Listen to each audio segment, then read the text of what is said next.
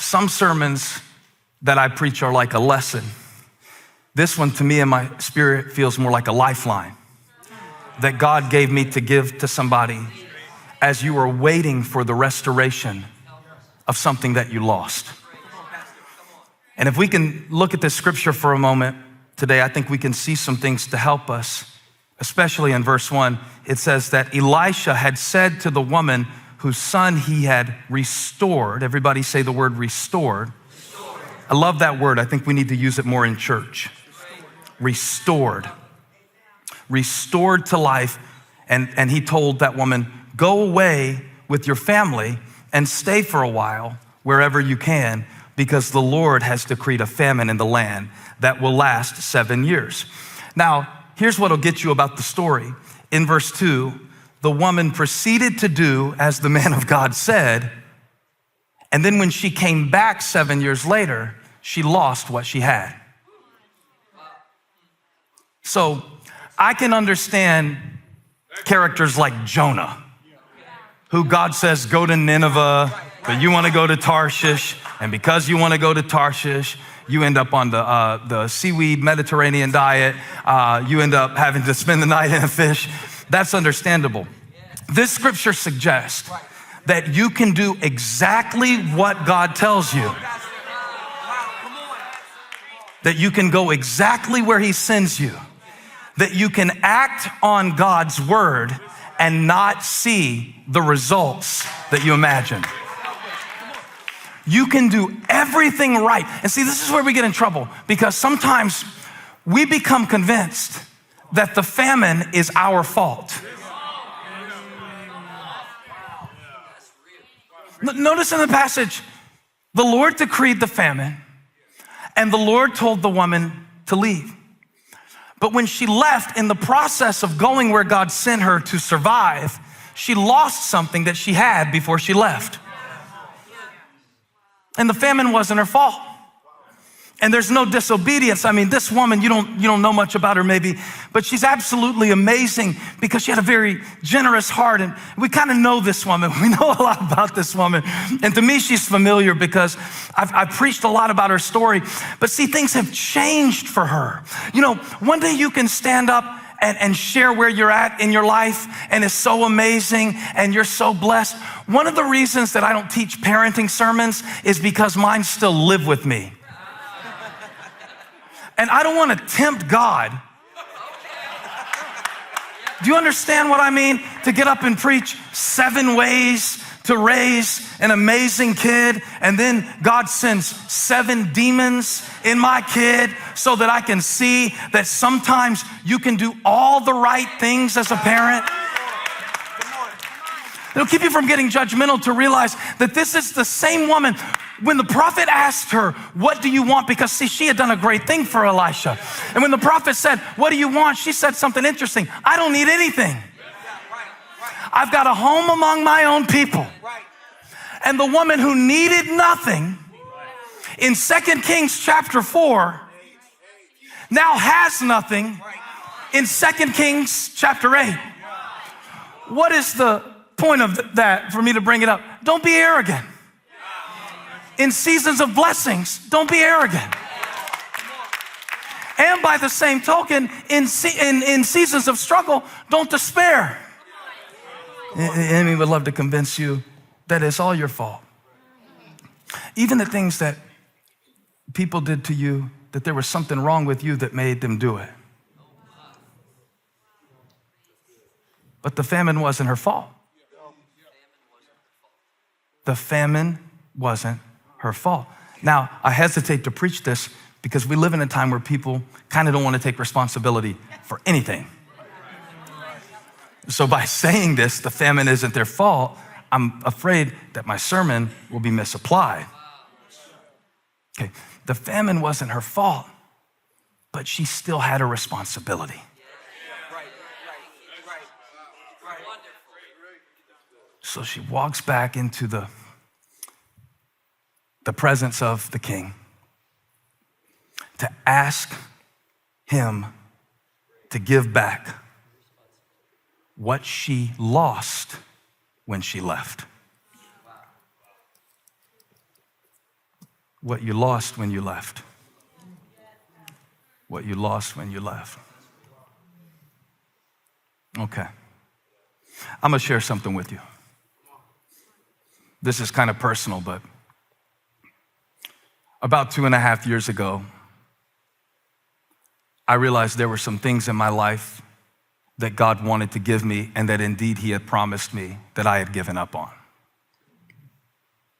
And I'll tell you exactly what it was. It's not some deep, dark secret. I just, never really thought to share it with you till I read this passage. Pretty much, I had made up my mind that I was some kind of machine that God wanted to use to do ministry. And I thought that my greatest value to God was what He could use me to do.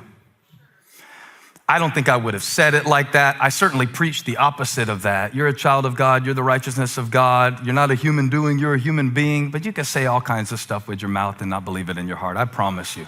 You can all day long have the right answers and then deep down in your heart have some really dark questions.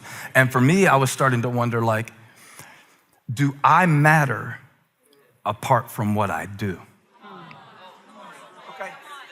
Now, that's a tender thing to say to you because some of it I'm still undoing. And let me tell you a little bit of my testimony. I started preaching when I was 16. So for me, that was really early for me to become acquainted with the fact that when you stand up and talk, you're representing God. Now, I'm thankful that God called me at that stage of my life. I really wouldn't change any of it, But what it did in me, it started to kind of conflate my identity with my contribution. Or I could say it another way, it kind of started to confuse my identity with my gift. That happens to a lot of pastors. And about 2.5 years ago, I found myself in the position of this woman. Now, here's how I relate to her. Not that I'm a widow. There's a lot. She's a woman. I'm a man. This woman, as a matter of fact, has seen a physical resurrection of her child. What I can relate to her in this way is that God wanted to give her something that she didn't even know to ask for. And that in the process of surviving a famine, she had lost something. I think in the process, and Chunks, I never talked to you about this, but in the process of building this church, which I believe God called me to do as a leader, as a preacher, I think there are some things that while I was doing what it required to do that, I kind of left myself out of it. Y'all are like, God, what drug was he on? It wasn't like all that, because it doesn't always have to be like all of that. All I know is I would find myself many times wondering, if I couldn't do what I did, would I have any right to be here? And basically, I thought that the only way for me to belong was to bring something external to myself for others. And there came a point, because sometimes you have to go low enough. And I experienced several moments that God gave me. I really see it now as a gift. I didn't see it as a gift at the time, but God let me get low enough that I had to make a decision. And I did.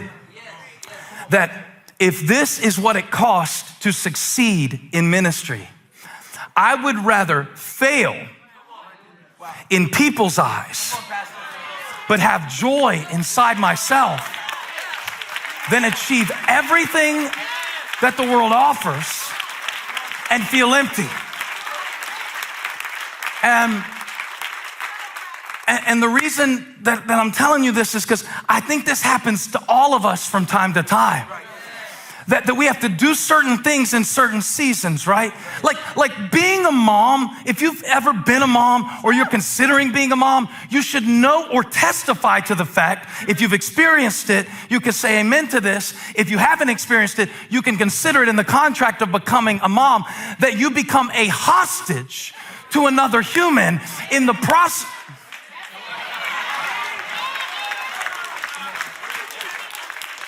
And it's not just for moms. Like sometimes as a man, to build your career, sometimes you find yourself in the process of making a living, you lose a sense of yourself and what's important.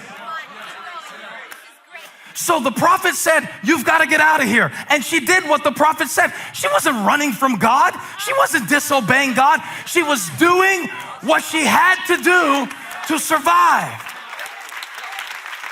Can you own the fact that some of the things that you did in your life, you were doing what you had to do? And the devil just beats you up with it at night. Like, how could you do that? That was the best I could do in that season.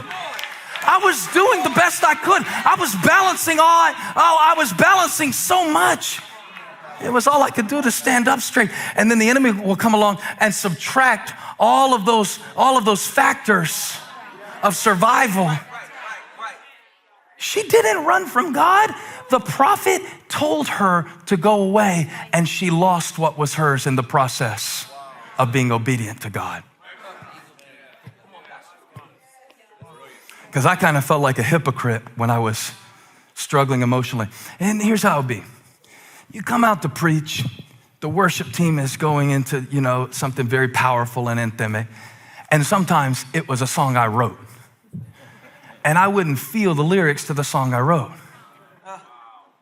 And I'd be coming out here, but I have a job to do and I want to be responsible. I mean, good God, if I'm a plumber, I don't get to feel, putting a wrench on a pipe. You got to just fix something. So I've got a job to do. So I'll come up here and inspire faith. Not every time, but a lot of times. And I would feel guilty. What it took out of me to build the ministry put me in a place where I could not receive ministry myself.